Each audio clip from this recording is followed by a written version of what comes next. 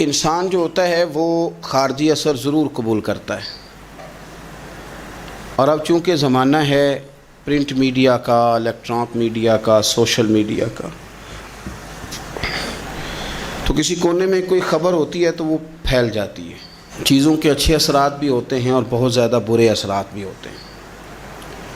ہماری عورتیں گھروں کے اندر بیٹھی تھیں، بہت ساری چیزوں سے آگاہ نہیں ہوتی تھیں۔ اب وہ گھر کے اندر موجود ہیں تو بہت ساری چیزیں گھر کے اندر میڈیا کے ذریعے ان تک بھی پہنچ جاتی ہیں۔ خیر کی چیزیں پہنچنا بڑا اچھا ہے، بڑا مبارک ہے، اس سے بہتری پیدا ہوتی ہے، لیکن جب شر پھیلتا ہے نا، شرارت کی جاتی ہے، تو عورت چونکہ اپنی عقل کے لحاظ سے اتنی مضبوط نہیں ہوتی جتنا کہ مرد ہوتا ہے، اور ذہن کے لحاظ سے اتنی پختہ نہیں ہوتی جتنا کہ ایک مرد ہوتا ہے، تو بیچاری اس کا جب اثر قبول کرتی ہے تو وسوسوں کا شکار ہوتی ہے۔ اور پھر جس طرح آج کل جدید خواتین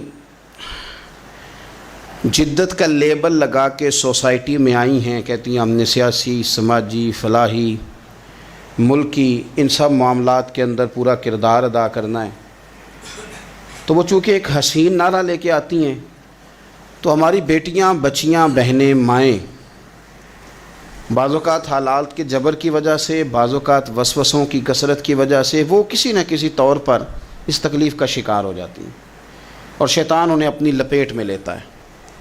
کرنے کا کام یہ ہے کہ عورتوں کو بتایا جائے کہ تمہارا اصل سبق ہے کیا، تمہارا دین کے اندر کردار کیا ہے، تمہاری فضیلت کیا ہے، حقوق کیا ہیں، تمہیں کتنا نوازا گیا ہے، اور تمہارا کردار بڑا شاندار رہا ہے، عورتوں کا بڑا تابناک اور خوبصورت کردار رہا ہے دین کے لیے ہمیشہ۔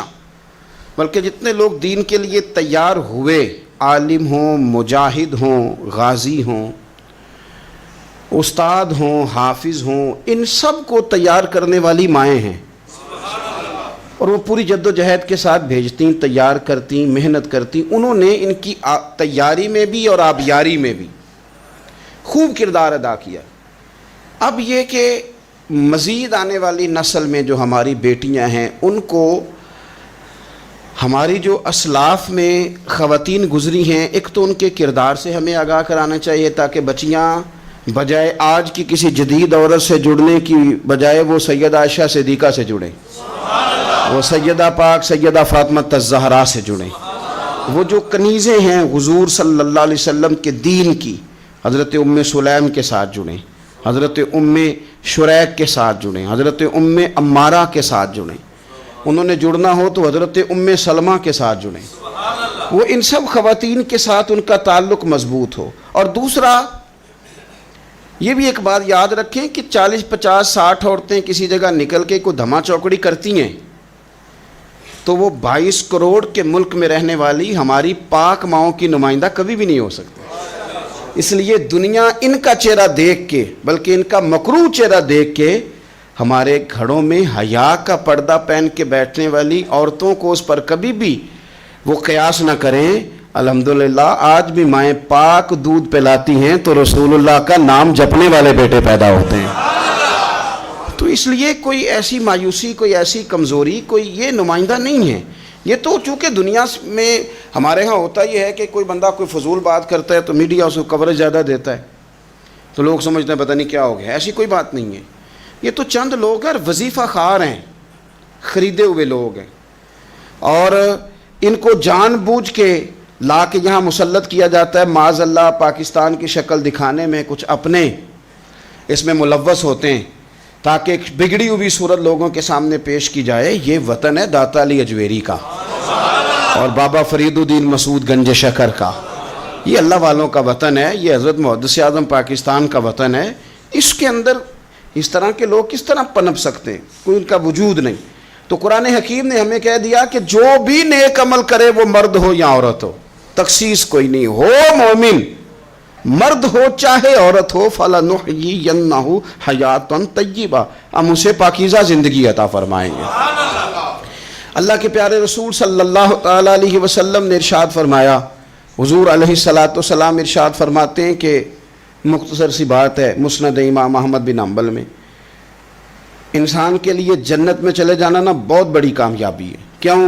اس لیے کہ اللہ کا دیدار بھی جنت میں اور مدینے والے محبوب کا قرب بھی جنت میں نصیب ہوگا۔ رسول کائنات علیہ السلام کے قرب میں بھی جگہ وہیں جنت میں ملے گی، وہیں سب اللہ والوں کی زیارت ہے، وہیں سب کے لیے انعامات ہے، وہیں سب کا بسیرا ہے۔ قرآن مجید نے کہا اصحاب الجنتی ہم الفائزون، اصحاب الجنتی ہم الفائزون، یہ جو جنتی ہیں یہ کامیاب لوگ ہیں۔ تو نبی پاک صلی اللہ علیہ وسلم نے مختصر بات ارشاد فرمائی مسند امام احمد بن حنبل میں۔ حضور فرمانے لگے عورت 5 نمازیں پڑھے، اپنے روزوں کی حفاظت کرے، یعنی رمضان کے روزے رکھے، فرمایا اپنے خامند کی اطاعت کرے، نماز روزے کی پابندی کرے، خامند کی اطاعت کرے اور اپنی شرمگاہ کی حفاظت کرے۔ تو حضور فرماتے ہیں پھر قیامت والے دن نہ اس کے لیے جنت کھول دی جائے گی، وہ جس دروازے سے چاہے جنت میں داخل ہو جائے۔ پھر کھول دیا اللہ تعالیٰ نے اس کے لیے۔ 2 ہی باتیں، ایک یہ کہ نماز روزے کا خیال کرے، خامد کی اطاعت کرے، شرمگاہ کی حفاظت کرے، تو جنت کے جس دروازے سے وہ چاہے گی نا اس کو داخلہ دے دیا جائے گا۔ تو عورتوں نے بڑے مضبوط ایمان کا مظاہرہ کیا ہے، مضبوط ایمان کا۔ پہلی مثال دیتا ہوں جناب ہاجرہ کی۔ حضرت ہاجرہ رضی اللہ تعالی عنہا حضرت اسماعیل علیہ السلام کی والدہ ہیں، جناب ابراہیم خلیل اللہ علیہ السلام کی اہلیہ ہیں۔ میں نے پہلے بھی ایک دفعہ کہا تھا، پھر کہتا ہوں کہ آج کل نا کاکروچ دیکھ کے، چھپکلی دیکھ کے چیخ مارنا یہ خوف نہیں، یہ فیشن ہے۔ اسے پتہ چلتا ہے کہ یہ برگر فیملی ہے، اسے پتہ چلتا ہے یہ امیر لوگ ہیں۔ یعنی کاکروچ کھا جاتا ہے کہ چھپکلی کھا جاتی ہے، لیکن یہ نا جی وہ جی ہمارا بچہ چیخ مارتا ہے اس کو دیکھ کے، کیا مطلب ہے بڑا پڑھا لکھا جی، بڑی سوبر فیملی۔ یہ پڑھے لکھے نہیں، یہ بزدل ہونے کی علامت۔ کمزور پڑنا، ڈرنا، خوف کھانا، اللہ تبارک و تعالیٰ پر ایمان رکھتے ہوئے توکل میں کمزوری کرنا، معاذ اللہ۔ مسلمان کا تو یہ نظریہ نہیں نہ ہوتا، اور مسلمان عورتوں کا ہر وقت رونا کہ نصیب پتہ نہیں کیسے ہوں گے، پتہ نہیں کیا بنے گا، میرا تو کچھ بن ہی نہیں رہا۔ جب بات کرنا رو کے کرنا، جب سنانا دکھ ہی سنانا۔ یہی حال ماں کا ہے، یہی بہن کا ہے، یہی بیٹی کا ہے، الا ماشاءاللہ کچھ اچھی بھی ہیں۔ تو اس قدر زیادہ کمزور نظریات مسلمان عورتوں کے نہیں ہوتے۔ اور پھر ساری زندگی اگر یاد کرنا ہے تو دکھ یاد کرنا ہے، سکھ نہیں یاد کرنا۔ زندگی کے اندر جہاں کسی جگہ آزمائش آئی اس کا ذکر روز کرنا ہے، اور جو آسانی آئی ان کو بھول جانا ہے۔ حضرت ہاجرہ کو جناب ابراہیم خلیل اللہ علیہ السلام چھوٹا سا بیٹا دے کے وادی غیر ذی زرعین میں چھوڑ آئے، اتنی سی کھجوریں، ایک مشکیزہ پانی کا۔ اس خاتون کو وہاں کھڑا کیا، دور دور تک آبادی کوئی نہیں، جنگل کا سما ہے، پرندے تک آ کے نہیں چہکتے، کوئی چیز نہیں دنیا کی، لیکن ایمان اس کو کہتے ہیں، طاقت اس کو کہتے ہیں، کلمہ پڑھنے کے بعد کھڑا رہنا اور اپنے توکل کو مضبوط رکھنا اس کو کہتے ہیں۔ حضرت ابراہیم واپس لوٹ رہے تھے تو جناب ہاجرہ نے ایک سوال پوچھا، بس ایک۔ جناب ہاجرہ عرض کرتی ہیں اللہ کے خلیل، یہ اپنی مرضی سے چھوڑ کے جا رہے ہو کہ رب کا حکم ہے؟ میرے مالک کی میرے بارے میں یہی فیصلہ ہے، یہی رضا ہے، یا آپ اپنی مرضی سے چھوڑ کے جا رہے ہیں؟ تو جناب خلیل علیہ السلام فرمانے لگے ہاجرہ نہیں، یہ رب کا فیصلہ ہے، یہ اللہ کی رضا ہے۔ تو آپ کو بخاری میں یہ لفظ ملیں گے، جناب ہاجرہ کہنے لگی پھر آپ فکر نہ کریں، اگر رب کا یہ حکم ہے تو پھر میرا رب ہمیں کبھی بھی ضائع نہیں کرے گا۔ یہ مضبوطی ایمان کی، یہ مضبوطی، رب پھر ہمیں کبھی ضائع۔ او میرے ملت کی بیٹیوں اور بہنوں، ساری امیدیں خامن سے کیوں لگاتی ہو؟ ساری امیدیں بیٹے اور بھائی سے کیوں لگاتی ہو؟ ساری امیدیں دنیا سے کیوں لگاتی ہو؟ اس طرح کرو، اپنی ساری امیدیں اپنے رب کے ساتھ وابستہ کرو، رب کی رضا پہ، رب کے فیصلوں پہ راضی رہنا سیکھو۔ اگر تم یہاں ٹھہر گئی نا تو تمہارے پھر آنسو بہیں گے ضرور پر اللہ کی بارگاہ میں، پھر تمہاری دعائیں کے لیے ہاتھ اٹھیں گے ضرور پر اس کا کرم طلب کریں، پھر کمزور باتیں نہیں کرو گے۔ جس طرح ایمان عورتوں کا مضبوط تھا، اسی طرح ہماری جو اسلاف میں خواتین گزری ہیں، صحابیات، ان کا نا تبلیغ کا جذبہ بھی بڑا مضبوط تھا، بڑا مضبوط تبلیغ کا جذبہ۔ حضرت ام شریک رضی اللہ تعالی عنہا قبیلہ بنو عامر سے تعلق رکھتی تھی، پر مکے میں آئی ہوئی تھی، گھر گھر جا کے رسول اللہ کا دین بتاتی۔ ان دنوں میں نہیں جن دنوں میں پھول پھینکے جاتے ہیں تبلیغ کرنے والوں پر، جن دنوں میں نعرے لگتے ہیں ان دنوں میں نہیں، ان دنوں میں جب چھپ چھپ کے لوگ دین کی بات کرتے تھے۔ حضرت زید بن ارقم رضی اللہ ताला अन्हो के घर में लोग बैठ के दीन सीखते थे, ये खातून मुझे आज कह लेने दे यार, मुझे कह लेने दे। वोटों की ज़रूरत हो तो औरतें घर घर चली जाती हैं, एक सीट की ज़रूरत हो तो बीबियों को घर घर भेज लिया जाता है। ये देखो, ये ईमान है रसूलुल्लाह सल्लल्लाहु अलैहि वसल्लम पर, सहाबियात का ये कमाल है कि घर घर वो भी गई हैं, पर वोट के लिए नहीं, रसूलुल्लाह के दीन के लिए, रसूलुल्लाह के दीन के लिए। घर घर हजरत उम्मे शुरैक जाती जाके ना, और वो तरीका था ना, औरतों को कायल करती। बड़े कठिन हालात थे इस्लाम पर, एलानिया कोई बात नहीं कर सकता था। हजरत उम्मे शुरैक कहती है, मैं औरतों को बुलाती, कहती मेरी बात सुनो। जब वो करीब आती तो मैंने नबी पाक का दीन बताती, साइड पे करके कोने में। मैं ना थोड़ा थोड़ा, ओ यार आप ज़रा इसका लुत्फ़ तो लें, इसका जायका तो देखें। हज़रत उम्मे शुरैक कहती है, मैं घर घर जाती बताती, तो काफिरों को पता चल गया कि ये तबलीग करती है। उन्होंने मुझे बुलाया, कहने लगे तेरे बरादरी और कबीले का मसला ना होता तो हम तुझे कत्ल कर देते, अब हम तुझे वापस भेजते हैं। चंद मर्दों को मेरे साथ किया, मुझे घोड़े और ऊँट की नंगी पुश्त पर बांध लिया। नंगी पुश्त पर लंबा सफ़र करना मुश्किल होता है, पसीना आए, बड़ी तकलीफ़ होती है घोड़े पर बैठ। अब वो कोई कजावा नहीं, कोई चीज़ नहीं, इसी तरह बांध के ले गए। और फरमाती हैं कि 3 दिन और 3 रातों का वो सफ़र था। रस्ते में वो खुद छाँव में बैठते और मुझे बांध के धूप में डाल देते। 3 दिन मैंने ज़मीन पर चलने वाली किसी चीज़ की आवाज़ नहीं सुनी।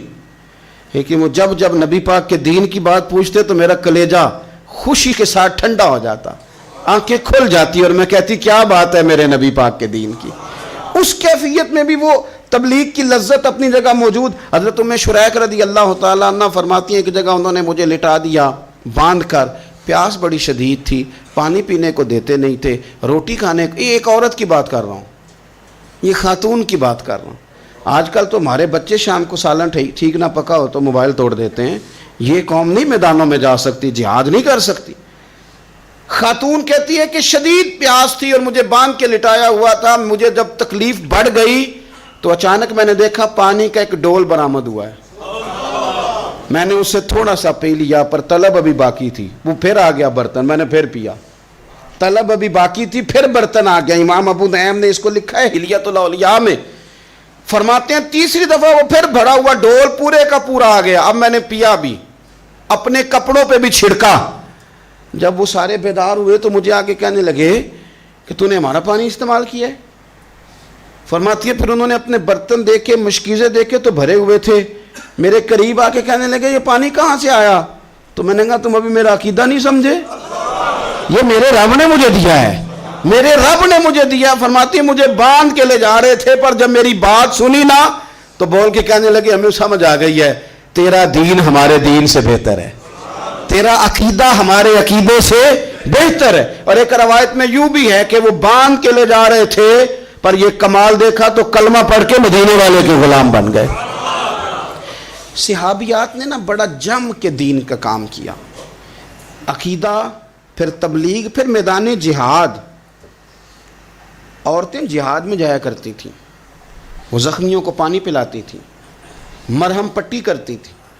पहले अपने जिस्म के साथ बड़ी बड़ी पट्टियाँ लपेट के ले जाती, जहाँ किसी ज़ख्मी को ज़रूरत होती वो पट्टियाँ करती, और आसाबी तौर पर मजबूत रह के।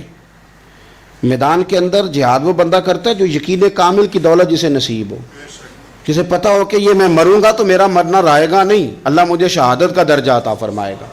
लेकिन अगर यहीं से बंदा अपने आप को मुतमईन न कर सके तो मैदान में जाएगा। यकीन कामिल हो, अगर हो यकीन कामिल पैदा तो फिर कट जाती हैं जंजीरें, फिर इंसान आगे मजबूती से आगे बढ़ता है। नबी पाक सल्लल्लाहु अलैहि वसल्लम जब जिहाद के लिए तशरीफ़ ले जाते ना तो औरतों पर किसी न किसी शख्स को नुमाइंदा बना के छोड़ के जाते थे। एक दफ़ा मौला अली शेर खुदा को भी छोड़ के गए, हज़रत अब्दुल्ला इब्ने मखतूम रदी अल्लाह तआला अन्हु को भी एक दफ़ा छोड़ के गए। एक मौके पर ना हुजूर ने औरतों को एक जगह पे छोड़ा पीछे, तो वो किला था हज़रत हसन बिन साबित रदी अल्लाह तआला अन्हु, बड़ा मजबूत किला था। उस किले के अंदर ख़वातीन सारी महफूज करके उनको वहाँ बिठा दिया गया। हुजूर जिहाद के लिए चले गए। अब वहाँ किले में औरतों को इसलिए रखा गया था कि यहाँ यहूदी भी हैं, तो ऐसा ना हो कि हम बाहर लड़ें तो वो अंदर से कोई शरारत कर दें, लिहाजा औरतें महफूज रहें। हज़रत حسان بن ثابت رضی اللہ تعالیٰ عنہ کی ڈیوٹی تھی تلوار لے کے حفاظت کرنے کی، تو ایک یہودی آ گیا، وہ اب ٹو کرنے لگا، تجسس کرنے لگا کہ یہاں عورتیں ہیں تو کوئی مرد بھی ہے کہ نہیں، دائیں بائیں دیکھنے لگا۔ حضرت صفیہ رضی اللہ تعالیٰ عنہ نے توجہ کی اور جناب حسان بن ثابت سے کہنے لگے 1 منٹ لگا اس کی گردن مار دے، ایسا نہ ہو کہ یہ جا کے بتا دے، گردن اڑا دے۔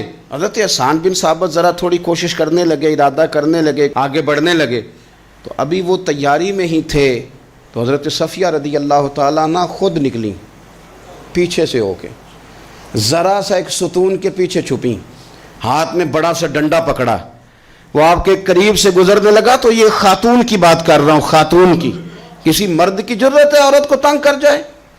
شرط یہ ہے کہ عورت کے اندر بھی تو غیرت ایمانی ہو نا، اس کے اندر بھی تو وہ قوت ہو نا، ایسا نہ ہو کہ وہ کمزور پڑ جائے۔ ہاتھ کے اندر ڈنڈا تھا، جب وہ یہودی پاس سے گزرنے لگا تو اللہ اکبر کہہ کہ بی بی نے اتنے زور سے مارا ڈنڈا، حضور کی پھپھو نے ایک ہی ڈنڈا کھایا اور وہ زمین پہ ڈھیر ہو گیا۔ حضرت صفیہ نکلی اور جناب حسان بن ثابت سے کہنے لگی مجھے آتی ہے شرم، چونکہ جب کسی کو مار دیا جائے تو اس کا مال مال غنیمت ہے نا کافر کا، اب اس کی زرہ اتارنی ہے، اس کی تلوار لینی ہے۔ فرمایا مجھے شرم آتی ہے، وہ مرد ہے، اس طرح کرو مار میں نے دیا، سامان تم اتار کے لے آؤ۔ یہ قوت تھی مسلمان عورتوں کے اندر، یہ شوق تھا، یہ جذبہ تھا۔ ہمارے ہاں نا وہ روز روز کی کمزوریاں، عورتوں کا روز آنسو بہانا اور جہاں بھی سنانا دھوکھی سنانا، اس نے انہیں کمزور کر دیا ہے۔ آپ کے ذہن پہ چیزیں سوار ہو جاتی ہیں نا، تو یہ جو مرد زیادہ رہتے ہیں نا عورتوں کے ساتھ، زیادہ وقت گزارتے ہیں، زیادہ داستانیں سنتے ہیں، ان میں وہ ساری چیزیں پیدا ہو جاتی ہیں۔ آپ نے ناراض نہیں ہونا، میں دعوے سے کہتا ہوں کہ جو جوان اپنی اماں کے اور ابا کے شکوے کرنے لگ جاتا ہے نا، اس نے 1.5 گھنٹہ باتیں سنی ہیں بیوی کی، ایسے مفت میں نہیں شکوے کر رہا، اس نے ہلکا ہلکا کہیں جی بھی کیا ہے، تو تب یہ ساری کہانیوں نے جنم لیا۔ آپ جس کی صحبت میں بیٹھیں گے اس کا کچھ نہ کچھ اثر ہے، بلکہ عارف رومی تو کہتے ہیں کہ شیر کے بچے کو بکریوں میں چھوڑ دو، بکری بن جائے گا۔ شیر کے بچے کو بکریوں میں چھوڑو، وہ بکری ہے، اس لیے کہ شیروں کی صحبت بندے کو شیر بناتی ہے۔ تو جب بیٹھنا ہی نہیں ہے، باتیں ہی سارا دن یہ والی سننی ہے، ہر وقت رہنا ہی اسی داستان میں، پھر کمزور باتیں، پھر اپنے ماضی کے دکھ، پھر پتہ نہیں کیا۔ آپ نے ناراض نہیں ہونا، میں بعض جوانوں کی باتیں سن کے میرا دل کرتا ہے کہ اسے کہوں یار تو کیا بات کر رہا ہے، اپنا قد دیکھ، تو اپنی عمر دیکھ، رب نے تجھے مرد بنایا ہے، تو کمال آدمی ہے، تو کھڑا ہو۔ اگر اس طرح امت مسلمہ کے نوجوان رہیں گے تو میدانوں میں کس نے نکلنا ہے؟ بات بات پہ رو جانا، بات بات پہ سہم جانا، حالات کے سہمے ہوئے لوگوں کو بتا دو حالات بدل جاتے ہیں، ایک جیسے نہیں رہتے۔ آپ کی طبیعت میں دلیری اور وقار ہونا چاہیے۔ حضرت اسماء بنت ابی بکر صدیق، حضرت صدیق اکبر رضی اللہ تعالی عنہ کی وہ صاحبزادی ہیں جو حضرت عائشہ کی بڑی ہمشیرہ ہیں۔ رات کو غار ثور میں مرد جاتے ڈرتے ہیں، آج بھی ڈرتے ہیں، اور جناب اسماء نبی پاک کی روٹی لے کے جایا کرتی تھی۔ پھر اللہ نے ان کو بیٹا دیا، حضرت عبداللہ بن زبیر، یہ حضور کی پھپھی کے نواسے ہیں۔ حضرت زبیر بن عوام عشرہ مبشرہ صحابی ہیں، ان کے بیٹے ہیں، اور یہ وہ خوش بخت جوان ہے جس کو گٹی نبی پاک نے اپنے لعاب دہن سے عطا فرمائی۔ یزیدی فوجوں کے خلاف امام حسین کے بعد جو آدمی باقاعدہ مرتب فوج کے ساتھ میدان میں آئے وہ حضرت عبداللہ ابن زبیر ہیں، مرتب کر کے اپنا لشکر لے کے نکلے۔ حضرت اسماء بوڑھی ہو گئی تھی، 90 سال عمر تھی، نظر نہیں آتا تھا۔ حضرت عبداللہ ابن زبیر جب لڑے یزیدی فوجوں کے خلاف تو کچھ ساتھی شہید ہو گئے، کچھ کے قدم پیچھے ہٹ گئے۔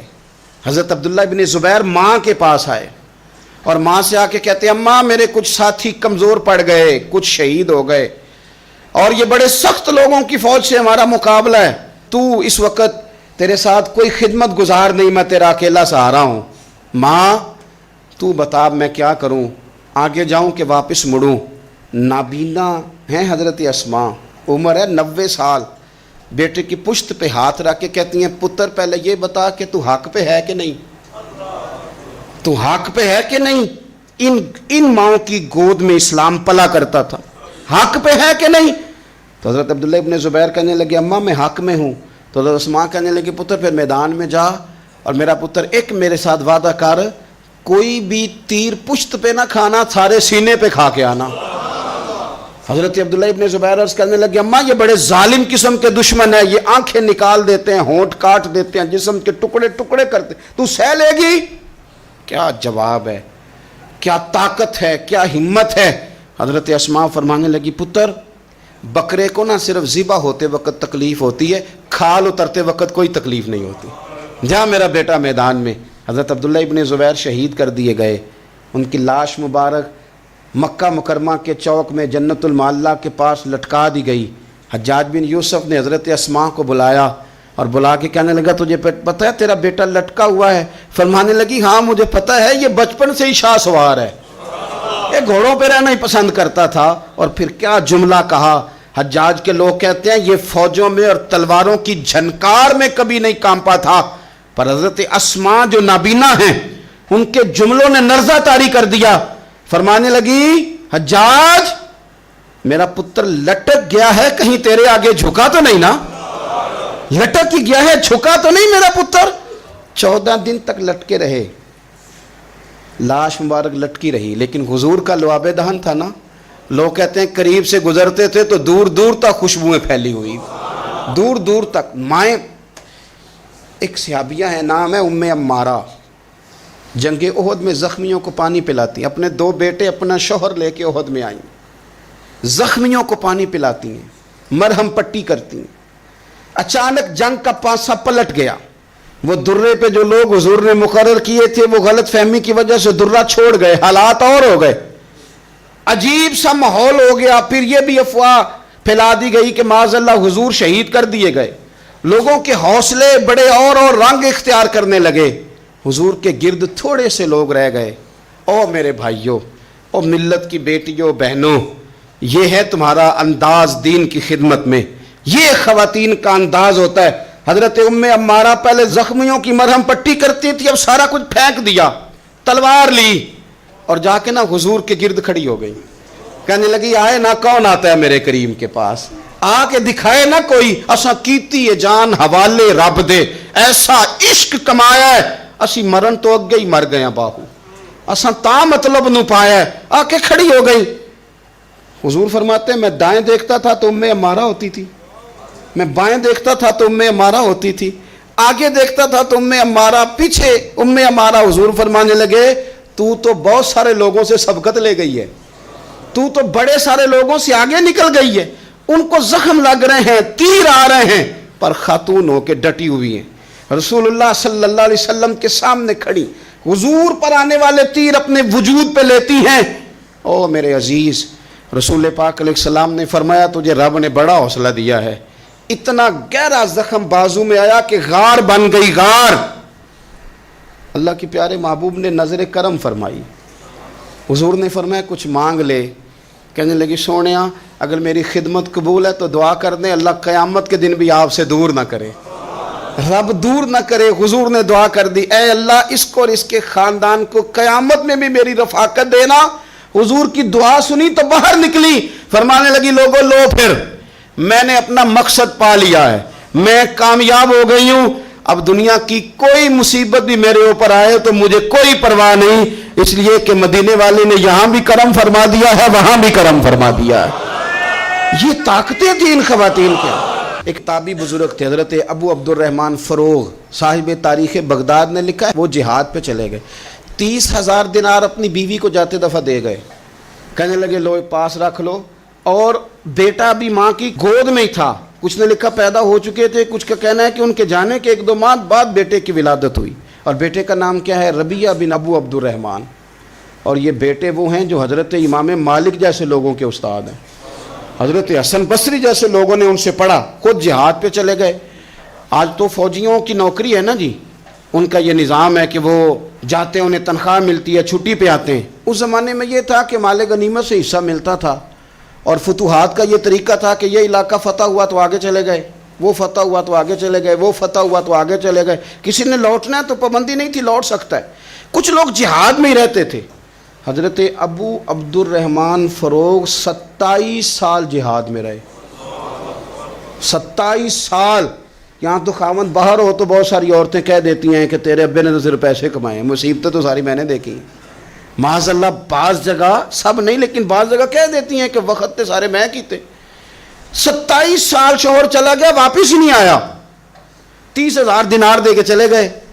27 سال کے بعد خیال آیا گھر کا، اب بیٹا محدث بن گیا، عالم بن گیا، اور کمال یہ کہ رہتے کہاں تھے؟ حضور کے مدینے میں، مدینہ النبی میں، مدینہ منورہ میں صلی اللہ تعالی علیہ وسلم۔